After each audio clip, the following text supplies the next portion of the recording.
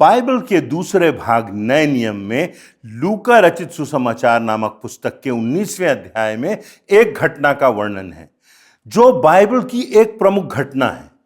इस घटना का वर्णन न सिर्फ इस पुस्तक में लूका ने किया है परंतु बाकी तीनों सुसमाचारों के लेखकों मत्ती, मरकुस और यूहन्ना ने भी इस घटना का वर्णन किया है और इसलिए यह घटना बहुत प्रमुख है। लूका रचित सुसमाचार के 19वें अध्याय की 29वीं आयतों के आगे लिखा हुआ है, और जब वह अर्थात प्रभु यीशु मसीह जैतून नाम पहाड़ पर बैतफगे और बैतनिया के पास पहुंचा तो उसने अपने चेलों में से 2 को यह कह करके भेजा कि सामने के गांव में जाओ और उसमें पहुंचते ही एक गधी का बच्चा जिस पर कभी कोई सवार नहीं हुआ है बंधा हुआ तुम्हें मिलेगा, उसे खोल कर लाओ। यदि कोई तुमसे पूछे कि क्यों खोलते हो तो यह कह देना कि प्रभु को इसका प्रयोजन है। यह घटना प्रभु यीशु मसीह के जीवन के अंतिम सप्ताह के पहले दिन घटी। उसके जीवन के चरमोत्कर्ष का प्रारंभ यही घटना है। परमेश्वर के उद्धार की जिस योजना की तैयारी सैकड़ों वर्षों से हो रही थी, जिस महानतम योजना की भविष्यवाणी सैकड़ों वर्षों पूर्व अनेक भविष्यवक्ता करते आ रहे थे, जिस महानतम घटना के पात्र इब्राहिम, मूसा, हारून, यहोशू, राजा दाऊद, राजा सुलेमान और अन्य भविष्यवक्ता थे, उस घटना का प्रारंभिक बिंदु यहीं से प्रारंभ होता है। वचन में लिखा है कि जब प्रभु यीशु मसीह स्वर्गारोहण के दिन आने के पहले यरूशलेम में प्रवेश करने वाले थे तो उन्होंने अपना मुख दृढ़ता से यरूशलेम की ओर कर लिया। मरकुस रचित सुसमाचार के 10वें अध्याय में लिखा है, और वे यरूशलेम को जाते हुए मार्ग में थे और यीशु उनके आगे आगे चल रहा था। वे चकित थे जो पीछे चले आते थे, भयभीत थे। यीशु की चाल में एक विशिष्टता थी। उसके शिष्य, उसके साथ चलने वाले लोग उसे देखकर अचंभित थे। यीशु का व्यक्तित्व बहुत प्रभावपूर्ण था।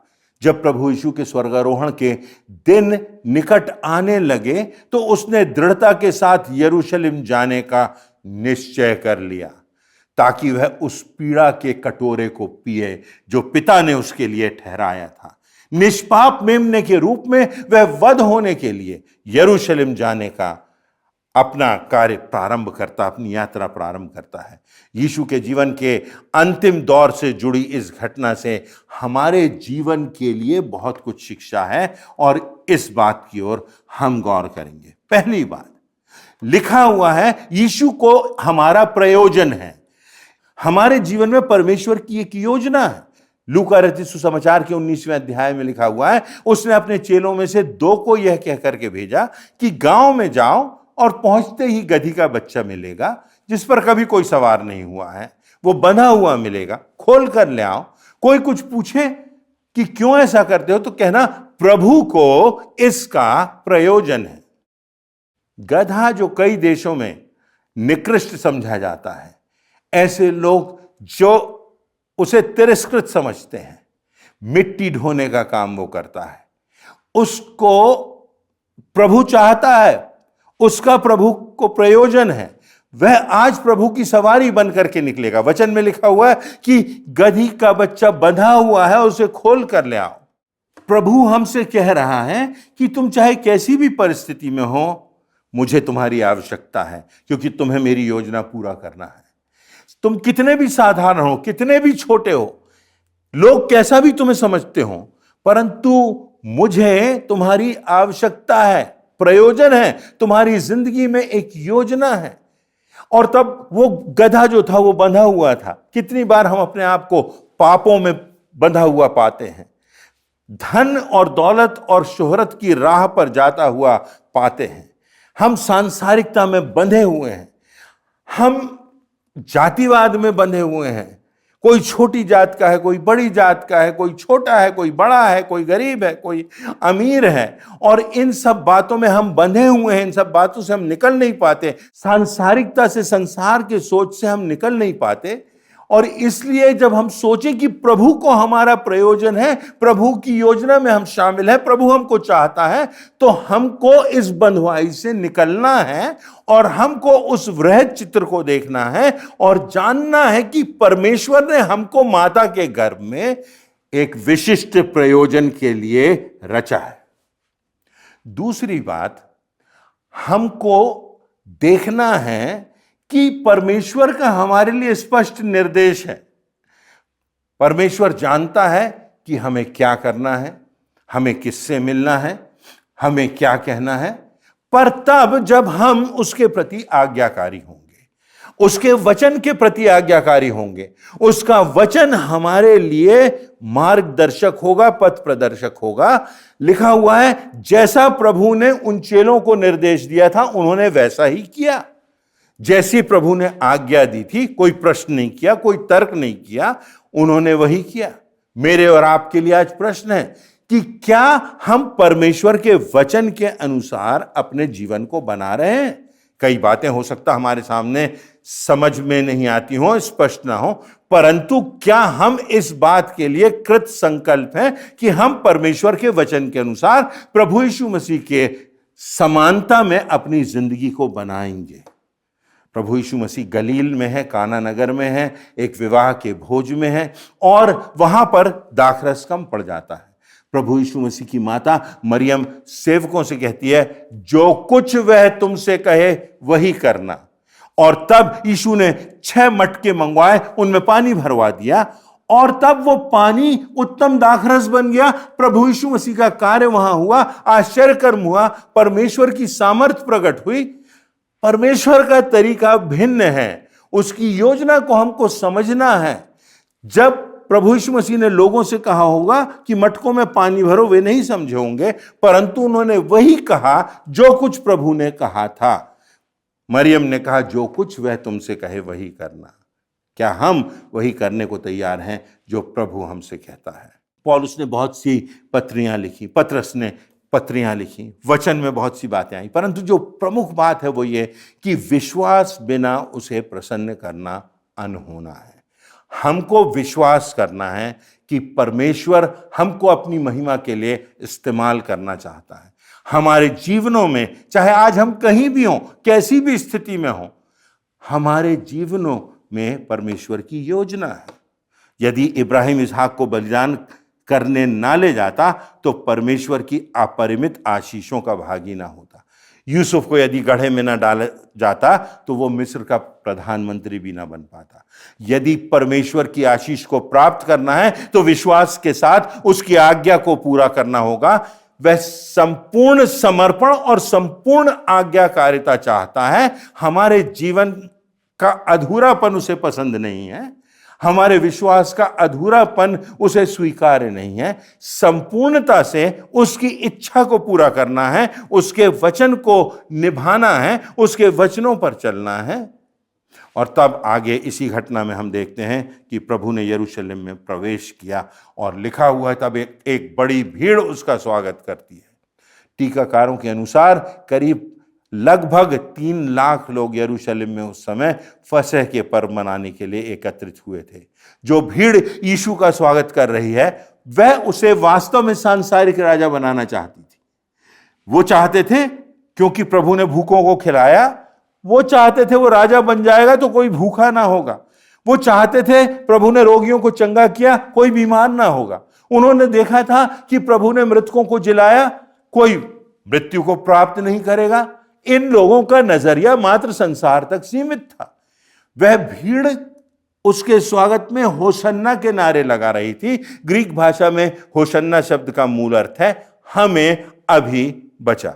यूहन्ना रचित सुसमाचार के 6वें अध्याय की 26वीं आयत में प्रभु यीशु मसीह कहते हैं, तुम मुझे इसलिए नहीं ढूंढते कि तुमने अचंभित कार्य देखे, परंतु इसलिए कि तुम रोटियां खाकर तृप्त हुए।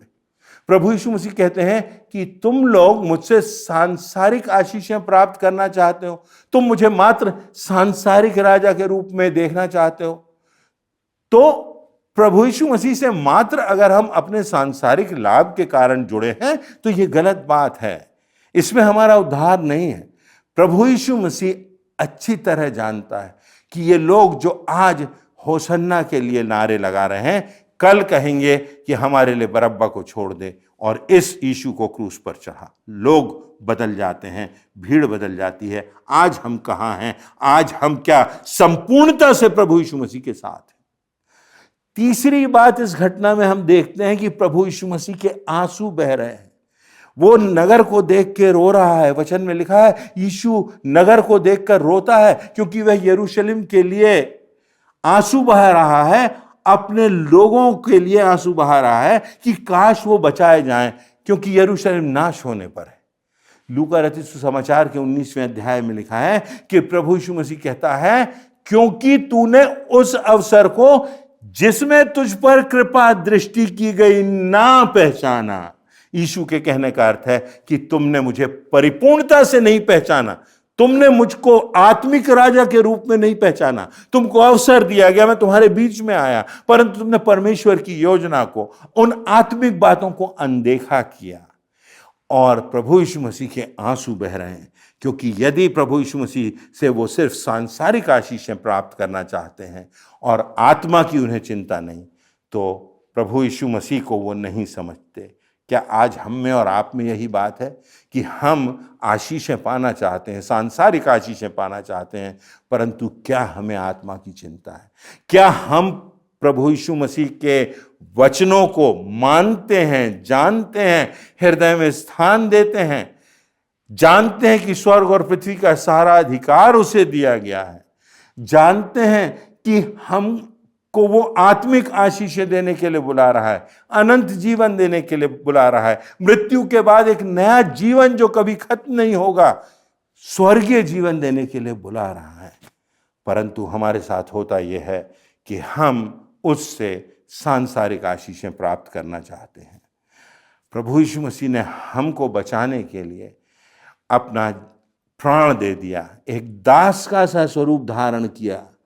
सारी सृष्टि का सृष्टिकर्ता जो है वो दास का सा स्वरूप धारण करता है, और तब वो मनुष्यों की समानता में आगे बढ़ता है, भटकता है। उसका कोई निवास स्थान नहीं था, वो सब प्रकार की पीड़ाओं से गुजरता है, वो विश्वासघात से गुजरता है कि हम उसको समझें, उसके जीवन को देखें और उसे आत्मिक राजा के रूप में, कि वो उद्धार की योजना को लेकर के आया है। वो आया है कि वो पवित्रता का जीवन जिए, कभी पाप ना करे और निष्पाप बलिदान होकर हमें पापों की क्षमा देने के लिए अपनी जिंदगी को कुर्बान कर दे। उसके वचन में ऐसी क्षमता थी कि तूफान और आंधी शांत हो जाते थे, प्रकृति उसकी आज्ञा का पालन करती थी, मृतक जीवित हो जाते थे। यदि हम सांसारिक रूप में देखें तो लगता है प्रभु यीशु मसीह की मृत्यु हो गई, वो एक सामान्य व्यक्ति के समान डाकुओं के साथ मारा गया, यहां तक कि उसके कपड़े भी लूट लिए गए। परंतु यदि हम उसे आत्मिक राजा के रूप में देखें तो हम पाते हैं कि उसने मृत्यु को पराजित किया, उसने मृत्यु को पराजित किया और वह पुनर्जीवित हुआ, और आज भी वो जीवित है ताकि हम सबों को अनंत जीवन मिल सके और हमारा परमेश्वर से मेल हो सके। संपूर्ण सृष्टि प्रभु यीशु मसीह की मृत्यु की पीड़ा का एहसास कर रही थी। आकाश में दोपहर में जब प्रभु यीशु मसीह की मृत्यु हुई तो अंधियारा छा गया, मंदिर का पर्दा ऊपर से नीचे तक फट गया, तूफान आया, भूकंप आया, चट्टानें तड़क गई और उसकी मृत्यु की पीड़ा को सृष्टि ने मानो सह लिया।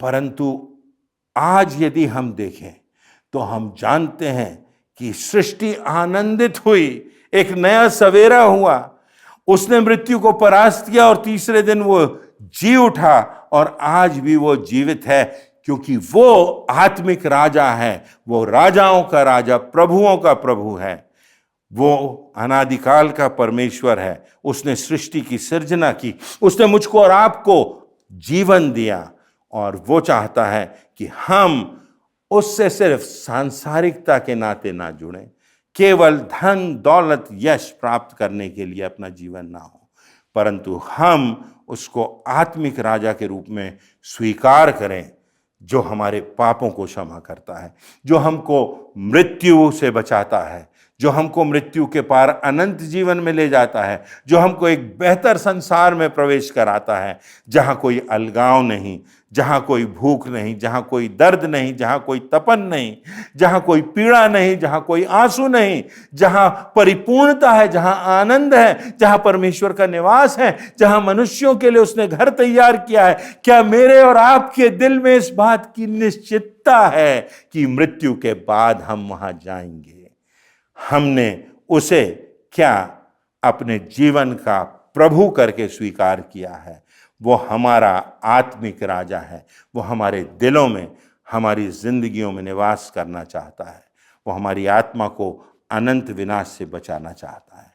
आज हमारे लिए अवसर है कि हम उसे, उस संपूर्ण चित्र को देखते हुए आत्मिक राजा के रूप में स्वीकार करें और उस प्रभु यीशु मसीह के पीछे चलें, जो हमको विजय के मार्ग पर ले जाएगा, जो हमको हमारे पापों से क्षमा देगा, जो हमको ग्लानि से बचाएगा, जो हमको हमारी बुराइयों से, जिनसे हम बचना चाह रहे हैं, हमारी बुरी आदतों से, हमारे सामने जो समस्याएं हैं, गलत बातों में जो हम पड़े हुए हैं, गलत मानसिकता के हम गुलाम हो गए हैं, उनसे हमको छुड़ाता है और कहता है कि मुझे तेरा प्रयोजन है, मेरे लिए एक योजना है जो मैंने तेरे लिए ठहराई है और तू मेरी दृष्टि में बहुमूल्य है। मैंने तेरे लिए, तुझको बचाने के लिए अपने प्राण दिए हैं। क्या हम उस प्रभु यीशु मसीह को स्वीकार करेंगे और उसे अपना आत्मिक राजा बनाएंगे और उससे कहेंगे, प्रभु मेरा जीवन ले, प्रभु तेरा होवे ये अभी से, और प्रभु मेरी योजना नहीं परंतु मेरे जीवन से तेरी योजना पूरी हो, मेरे जीवन से तेरा प्रकाश प्रवाहित हो, जिससे बहुत से लोग जो अंधकार में जी रहे हैं वो जिंदगी को प्राप्त करें, अनंत जीवन को प्राप्त करें, इस जिंदगी में सार्थकता को प्राप्त करें और इस जीवन के पार अनंत जीवन की, स्वर्ग जीवन की निश्चितता को प्राप्त करें। उस घर में जाने के लिए जो परमेश्वर ने अपने लोगों के लिए अपने हाथों से बनाया है, और ऐसी ऐसी बातें हैं जो मनुष्य के चित्त में भी नहीं चढ़ सकती। तो क्या मैं और आप वहां जाने की निश्चितता रखते हैं? आज हमारे सामने ये प्रश्न है और उसकी बुलाहट भी है। क्या हम उस बुलाहट को स्वीकार करेंगे, प्रभु को अपना जीवन देंगे, उसको अपनी जिंदगी का राजा और उसको अपनी जिंदगी का प्रभु मानेंगे, और तब हमको आत्मिक आशीषों से वो परिपूर्ण करेगा, मृत्यु के भय को दूर करेगा और हमको अनंत की राह पर आगे बढ़ाएगा। प्रभु इन वचनों से आप सबों को आशीषित करे।